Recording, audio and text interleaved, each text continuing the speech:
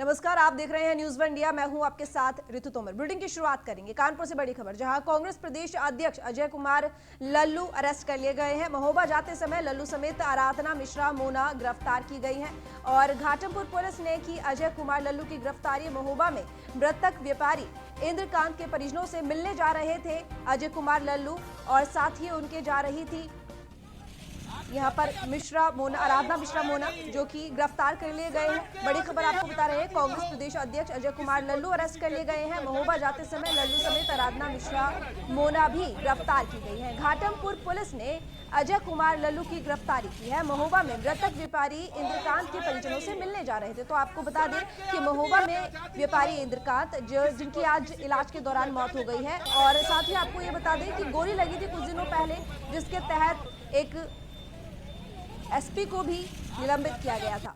कोई छाया नहीं, सड़क के आदमी है, आजादी न हो, किसी को किसी के दुख में जाने का अधिकार।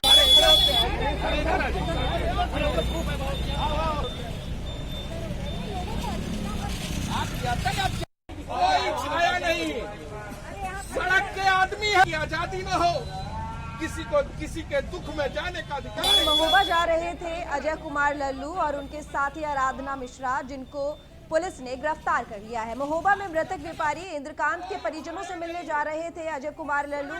व्यापारी इंद्रकांत, जिसको कुछ दिनों पहले गोली लगी थी, और साथ ही उन्होंने गोली लगने से पहले एक वीडियो भी बनाया था जिसमें उन्होंने कहा था कि उनके और उनके परिवार को जान का खतरा है। और वही भ्रष्टाचार के आरोप में कुछ दिनों पहले एसपी मणिलाल पाटीदार को भी निलंबित कर दिया गया है। इस पूरे मामले को लेकर उनके ऊपर आरोप भी लगा है, मामला भी दर्ज हुआ है और आरोपी बताया गया है। वहीं इलाज के दौरान व्यापारी इंद्रकांत की मौत हो गई है।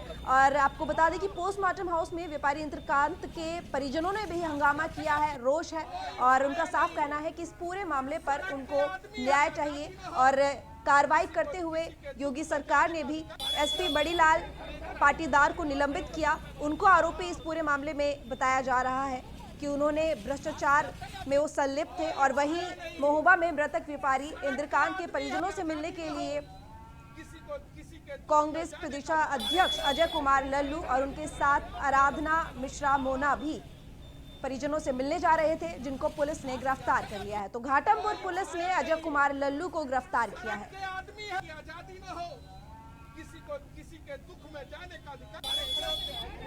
तो ये तस्वीरें आप देख रहे हैं गिरफ्तारी के वक्त की।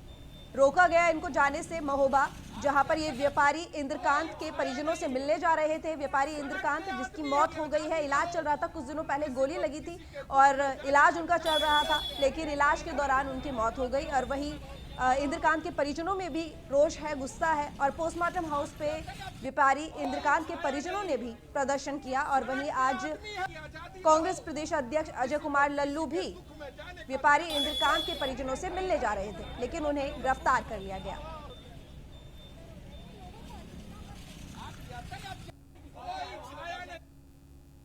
महोबा से ही बड़ी खबर, जहां इंद्रकांत की गोलीकांड से मौत का मामले में पुलिस प्रशासन के खिलाफ जमकर नारेबाजी की गई। बिजनेस पार्टनर पुरुषोत्तम को पूछताछ के लिए उठाया गया और सैकड़ों की संख्या में लोगों ने पुलिस का घेराव किया। कबरई थाना परिसर का ये पूरा मामला है।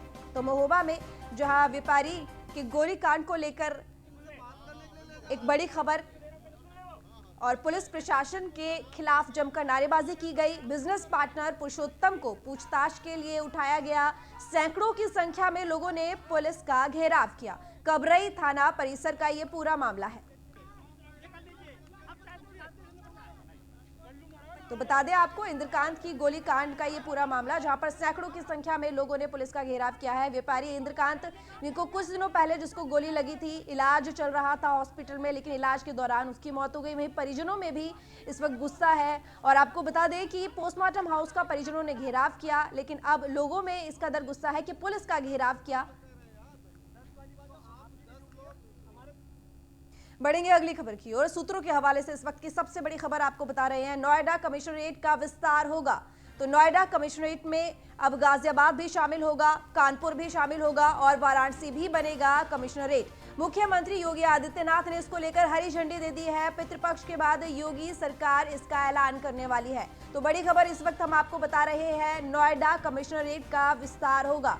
तो ये एक्सपेरिमेंट यूपी सरकार ने किया था, जिसको लेकर कहा अब ये बात कही जा सकती है कि वो सफल रहा है शायद काफी हद तक। इसी वजह से अब इस एक्सपेरिमेंट को आगे बढ़ाने को लेकर काम किया जा रहा है। इसी खबर पर ज्यादा जानकारी के साथ इस वक्त हमारे संवाददाता एसके वाजपेयी जुड़ गए हैं। एसके, नोएडा कमिश्नरेट का विस्तार होने वाला है और अब गाजियाबाद उसमें शामिल होगा, कानपुर उसमें शामिल होगा, तो क्या इस बात को माना जाए कि ये जो एक्सपेरिमेंट यूपी सरकार ने किया था ये सफल है, इसीलिए अब इसको आगे बढ़ाने को लेकर कार्यवाही की जा रही है?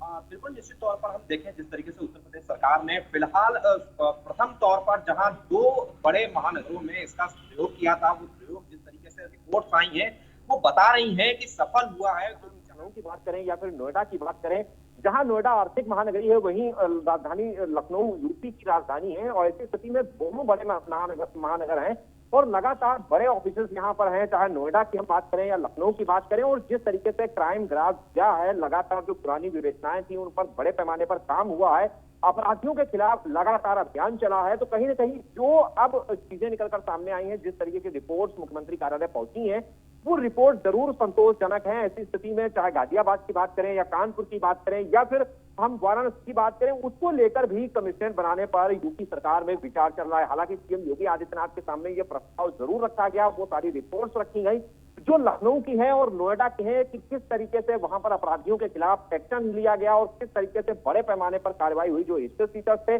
उनको जिला बदर किया गया, जिनके ऊपर कहीं ना कहीं कोई केस थे उनके ऊपर कठोर कार्रवाई की गई थी और जो बड़े मामले लगातार विवेचना में लंबित चल रहे थे उनको तेजी के साथ निस्तारित भी किया गया। क्योंकि कमिश्नरेट बनने के बाद जो फाइलें लगातार पुलिस से लेकर जिला प्रशासन तक दौड़ती थी, डीएम के यहाँ जाती थी, एडीएम प्रशासन के यहाँ जाती थी, कहीं ना कहीं वो फाइलें सीधे तौर पर पुलिस निपटा रही है, तो कहीं चीजों में तेजी जरूर आई है। ये सारे जो बिल्कुल एसके, आपने एक बात यहाँ पे बिल्कुल ठीक कही कि जो पहले फाइलें अटकी रहती थी, काम अटका रहता था, परेशानी रहती थी, अब वो यहाँ पर सबसे बड़ी बात की वो चीजें आसान हो जाएंगी। फाइलें जो अटकी रहती थी अब वो अटकी नहीं रहेंगी, कामों में तेजी आएगी। तो इस बात का फायदा तो जाहिर सी तौर पर है, देखा गया होगा। इसी वजह से अब इस फैसले को आगे बढ़ाने को लेकर बात की जा रही है। बिल्कुल, निश्चित तौर पर अगर हम पहले की बात करें, चाहे धारा 144 लगानी हो या सशस्त्र लाइसेंस निरस्त करना हो या उसके अलावा किसी भी धरना प्रदर्शन की अनुमति की बात हो या उसको रोकना हो, इसके लिए जिलाधिकारी की अनुमति की जरूरत पड़ती थी। लेकिन वहीं अगर हम लखनऊ और नोएडा के अब सिस्टम को देखेंगे, जब कमिश्नरेट आया तो कहीं ना कहीं ये सारी चीजें पुलिस के पास आ गई। पुलिस सीधे तौर पर इन चीजों को लेकर निर्णय ले सकती है। किसी भी अपराधी के खिलाफ कार्रवाई करने के लिए अब उसको डीएम या एडीएम प्रशासन की अनुमति की आवश्यकता नहीं है। तो ये बहुत सारी चीजें जो हुई हैं, तो निश्चित तौर पर पुलिस के लिए जरूर चीजें आसान हुई हैं कि जिसका एक बड़ा परिणाम ये रहा कि दोनों जगहों पर बड़े पैमाने पर अपराधियों के खिलाफ कार्रवाई हुई, एक्शन लिया गया और जिस तरीके से चीजें निकलकर सामने आई, ये सारी चीजें मुख्यमंत्री योगी आदित्यनाथ के सामने रखी गई और मुख्यमंत्री ने इन सारी चीजों को लेकर संतोष जताया है। तो निश्चित है कि आने वाले समय में जो बाकी के, चाहे हम गाजियाबाद की बात करें या कानपुर महानगरी है और एक औद्योगिक नगरी भी है, उसके अलावा वाराणसी की अगर हम बात करें जहां धर्म नगरी है और साथ ही साथ में पीएम मोदी का संसदीय क्षेत्र भी है, तो ऐसी स्थिति में इन जिलों को लेकर भी सीएम कार्यालय में विचार चल रहा है और बाकी जो अर्हताएं हैं वो पूरी करने के लिए अधिकारियों को निर्देशित किया गया है। तो उम्मीद है जल्द ही इन तीनों जिलों को लेकर भी निर्णय हो जाएगा। हालांकि अभी ये खबर सूत्रों के हवाले से है क्योंकि मुख्यमंत्री कार्यालय में इन सारी चीजों को लेकर मंथन जरूर चल रहा है। मुख्यमंत्री ने जरूर बिल्कुल आपने सही कहा। और अगर यहाँ पर ये जो एक्सपेरिमेंट किया गया है, अगर ये सफल हो जाता है, जिस तरीके से अब इसे आगे बढ़ाया जा रहा है, गाजियाबाद को नोएडा में शामिल किया जा रहा है, कानपुर में लागू होगा कमिश्नरेट, वाराणसी में भी लागू होगा, तो हो सकता है कि अगर ये सफल होता है तो पूरे प्रदेश में ही लागू कर दिया जाए। तमाम जानकारी के लिए आपका बहुत धन्यवाद एसके।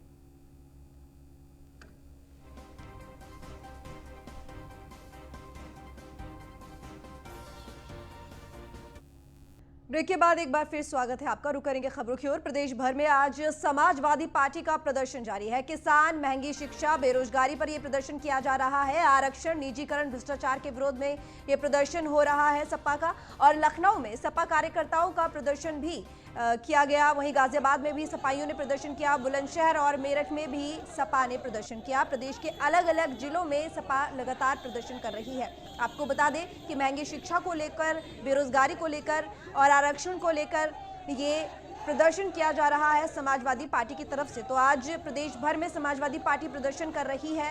और वहीं आपको बता दें कि ज्ञापन भी सौंपा जा रहा है जिलाधिकारियों को। किसान, महंगी शिक्षा, बेरोजगारी पर यह प्रदर्शन किया जा रहा है। जिस तरीके से विपक्ष लगातार मुद्दा उठा रहा है और आज किसान को लेकर, महंगी शिक्षा को लेकर, बेरोजगारी को लेकर पूरे प्रदेश में समाजवादी पार्टी प्रदर्शन कर रही है सरकार को घेरने की एक बड़ी कोशिश, जिसमें मुद्दे बनाए गए हैं किसान, महंगी शिक्षा, बेरोजगारी, आरक्षण, निजीकरण और भ्रष्टाचार, जिसको लेकर ये विरोध प्रदर्शन किया जा रहा है। आपको बता दें कि लखनऊ में प्रदर्शन किया गया, कार्यकर्ताओं ने प्रदर्शन किया और गाजियाबाद में प्रदर्शन किया, बुलंदशहर में भी प्रदर्शन किया। कई जिलों में लगातार समाजवादी पार्टी प्रदर्शन कर रही है और बैनर लेके उस पर नारे लिखे हुए हैं, जिसके जरिए सरकार को घेरने की कोशिश की जा रही है। ये तस्वीरें आप देख सकते हैं अपनी टीवी स्क्रीन पर, लखनऊ की तस्वीर, मेरठ की तस्वीर, बुलंदशहर की और फिरोजाबाद की, जहां पर जगह जगह जाकर समाजवादी पार्टी प्रदर्शन कर रही है। जिस तरीके से आप फिरोजाबाद में देख सकते हैं कि बैनर लेकर ये प्रदर्शन किया जा रहा है, नारे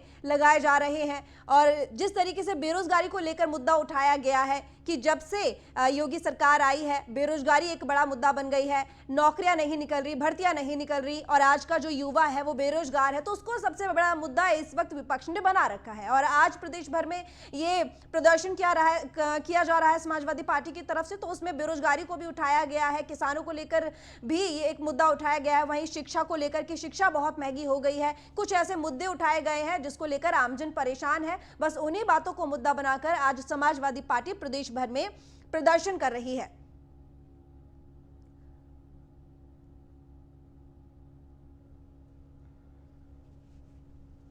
तो ये चार तस्वीरें इस वक्त आप अपनी टीवी स्क्रीन पर देख सकते हैं। लखनऊ की तस्वीर जहां पर प्रदर्शन किया गया समाजवादी पार्टी कार्यकर्ताओं की तरफ से, मेरठ की तस्वीर भी आप देख सकते हैं और वहीं बुलंदशहर में तस्वीर आप देख सकते हैं, नारेबाजी करते हुए लोग हाथों में पोस्टर बैनर लेकर विरोध कर रहे हैं, विरोध प्रदर्शन कर रहे हैं। वहीं फिरोजाबाद में भी प्रदर्शन किया जा रहा है, जहां पर पोस्टर्स लेकर ये प्रदर्शन किया जा रहा है, नारे लगाए जा रहे हैं शिक्षा को लेकर कि शिक्षा बहुत महंगी हो गई है, बेरोजगारी को लेकर जिसमें साफ लिखा है मोदी योगी इस्तीफा दो, कुछ इस तरह के पोस्टर हैं और जिनको लेकर नारेबाजी की जा रही है। और किसानों को लेकर भी प्रदर्शन किया जा रहा है। पिछले कुछ समय से किसान खुद भी सड़क पर उतर आए हैं और प्रदर्शन कर रहे हैं, जैसे कि आज भी किसान प्रदर्शन कर रहे हैं, जंतर मंतर जा रहे हैं और वहीं यूपी दिल्ली बॉर्डर पर प्रदर्शन किया। तो आज समाजवादी पार्टी भी प्रदर्शन करने प्रदेश भर में उतरी है और कई जिलों में प्रदर्शन किया, ज्ञापन सौंपा अपनी मांगों को लेकर जिलाधिकारियों को।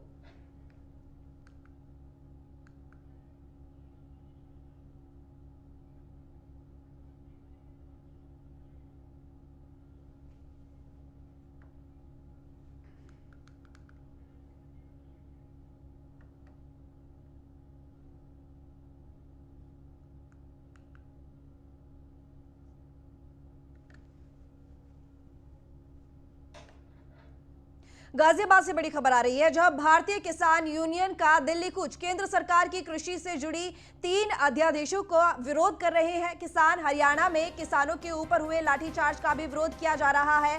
केंद्र सरकार की ओर से एमएसपी खत्म करने का ये विरोध किया जा रहा है, तो अध्यादेश लाए जा रहे हैं सरकार की तरफ से जिसका किसान विरोध कर रहे हैं। और वहीं हरियाणा में हुए किसानों के ऊपर लाठीचार्ज को लेकर विरोध जारी है किसानों का। तो केंद्र सरकार की कृषि से जुड़ी जो 3 अध्यादेश लाए जा रहे हैं उसको लेकर विरोध कर रहे हैं। किसानों का कहना है कि ये जो अध्यादेश लाए जा रहे हैं इसमें कुछ किसान विरोधी नियम बनाए गए हैं जो कि किसानों के लिए ठीक नहीं है। वो उसको बदलवाना चाहते हैं, अपने अनुरूप कराना चाहते हैं, जिसलिए उनकी तरफ से ये मांग की जा रही है और इसी वजह से ये प्रदर्शन भी किया जा रहा है। और हरियाणा में किसानों के ऊपर जिस तरीके से लाठीचार्ज हुआ और उस बात के विरोध में भी किसान आज प्रदर्शन कर रहे हैं और जंतर मंतर की तरफ कूच कर रहे हैं। इस समय हम दिल्ली यूपी बॉर्डर पर हैं, जहां पर आप देखेंगे बड़ी संख्या में किसान पहुंचे हैं। ये सभी किसान दिल्ली के जंतर मंतर की तरफ कूच कर रहे थे। हरियाणा में हुए किसानों पर लाठीचार्ज के विरोध में ये सभी किसान गाजियाबाद से दिल्ली की तरफ जा रहे थे, जिन्हें दिल्ली बॉर्डर पर रोक दिया गया है। सभी किसानों ने यहाँ पल्लियाँ बिछा ली हैं, सभी ज़मीन पर बैठ चुके हैं और यहीं पर अपना विरोध प्रदर्शन शुरू कर दिया है। इस समय हमारे साथ कुछ किसान हैं, उनसे बात करते हैं और उन्हीं से समझते हैं आखिर ये सब दिल्ली की तरफ क्यों कूच कर रहे थे। क्या नाम है आपका? जय कुमार मलिक। आप यहाँ से सभी किसान दिल्ली की तरफ क्यों कूच कर रहे थे, आखिर क्या वजह है? हरियाणा में किसानों पर लाठीचार्ज करा सरकार ने। किसान विरोधी 3 कानून ला रही है जिससे किसान बर्बाद हो जाएगा, सुनने को तैयार नहीं है। तो हमारे राकेश टिकैत जी के आह्वान पर दिल्ली जा रहे थे आप जंतर मंतर इन्होंने हमें यहाँ रोक लिया। क्या वजह क्या है, आखिर क्या वजह है जो किसान के विरोध में सरकार अध्यादेश ला रही है, या जो कानून सरकार ला रही है उससे किसान समझ नहीं पा रहे हैं, या वाकई में वो किसान विरोधी है? नहीं, किसान विरोधी है। किसान क्यों नहीं समझेगा? इनको थोड़ी पता किसानगिरी कैसे होती है। ये सरकार ही किसान विरोधी है। ये एमएसपी का सरकार ने रेट तय किया था, वो उसको हटा रहे हैं। अब लाला 800 रुपये खरीदेगा, 1000 रुपये खरीदेगा 1900 से गेहूँ का, तो इनको छूट कर दी लाला को इन्होंने। तो कानून किसान को खत्म कर देने वाला कानून है, किसान को खत्म कर दे। आप यहाँ पर जुड़े हैं, कहाँ से आए हैं पहले समझेंगे? नोएडा से आए हैं भैया। नोएडा से आए हैं। आखिर क्या वजह है जो आप यहाँ से नोएडा से यहाँ तक आए और अब दिल्ली की तरफ जाने के लिए? किसानों पे लाठीचार्ज हुई है, उसके विरुद्ध में हम जंतर मंतर पर जाके रहेंगे। क्या मांग क्या है आप लोगों की? मांग किसानों के लिए ये है, किसानों पे जो लाठीचार्ज हुई है उसी की उसमें विरुद्ध में है। अच्छा, क्या नाम है? वीरेंद्र त्यागी। क्या मांग क्या है आप सरकार से, मांग क्या करते हैं, क्यों दिल्ली जाना चाहते हैं? सरकार से हमारी मांग है, जो दराज ला रही है सरकार किसानों के विरोध में, उसे वापस करे, वरना हम इस दिल्ली को जाम कर देंगे। बिल्कुल इस सरकार को बदल देंगे। क्या नाम है आपका? सत्येंद्र त्यागी, दिल्ली जाम कर मेरठ मंडल उपाध्यक्ष हूँ भारतीय किसान यूनियन का। दिल्ली क्यों जाना चाहते हैं? दिल्ली इसलिए जाना चाह रहे हैं, ये किसान को बिल्कुल नीचे पहुंचाना चाह रहे हैं। किसान जो ठेके पे अपनी जमीन देगा उस पे भी ये टैक्स लगाने जा रहे हैं, तो किसान बर्बाद हो जाएगा। इस वजह से हम दिल्ली को आज जो है जाम कर देंगे, चाहे हमें कुछ भी करना पड़े। ये थे हमारे साथ किसान जिन्होंने साफ तौर पे बताया कि सरकार की जो नीतियां हैं उसको लेकर किसानों में काफ़ी रोष है। किसान जो सरकार एमएसपी लाई थी, जिससे कि दर तैयार कर दिया गया था, तय कर दिया था, उस दर के अनुरूप व्यापारी किसानों से उनका जो धान है, फसल है, खरीदा करता था। अब वही किसान उस दर एमएसपी हटा देंगे, जिसके बाद व्यापारियों की मनमानी चलेगी, और जिसके चलते बड़ी संख्या में यहाँ पर किसानों ने दिल्ली के बॉर्डर को घेर कर इस पर धरना प्रदर्शन शुरू कर दिया है। वीडियो सनी के साथ गौरव यादव, न्यूज़ इंडिया का।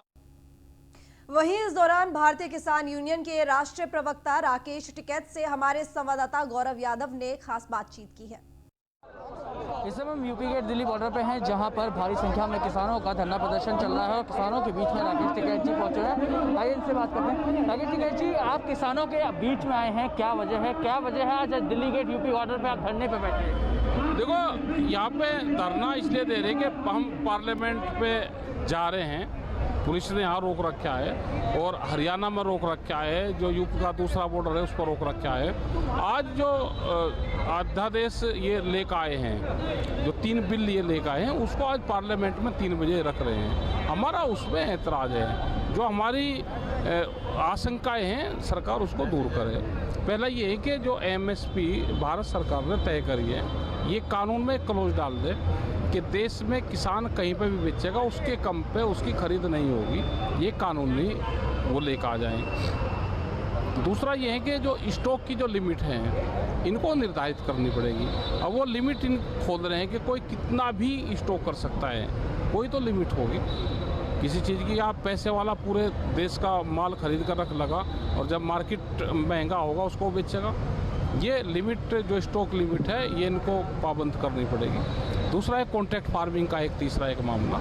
कॉन्ट्रैक्ट फार्मिंग में किस तरह के एग्रीमेंट हो रहे हैं उस पर सरकार कोई नज़रें नहीं रख रही। कॉन्ट्रैक्ट तीनों मांगे नहीं मांगी जाती हैं, और जिस तरीके से सरकार अध्यादेश लाने वाली है, आज बिल पर रखने वाली है, नहीं मांगी जाती, तो अगला कदम क्या होगा? हमारा तो विरोध का वो है, जिस हिसाब से इन्होंने रोका, तो सरकार बहुत बार हम प्रदर्शन वहाँ पे करते थे जंतर मंतर पे, सरकार नहीं करने दे रही, तो हमारा तो विरोध है।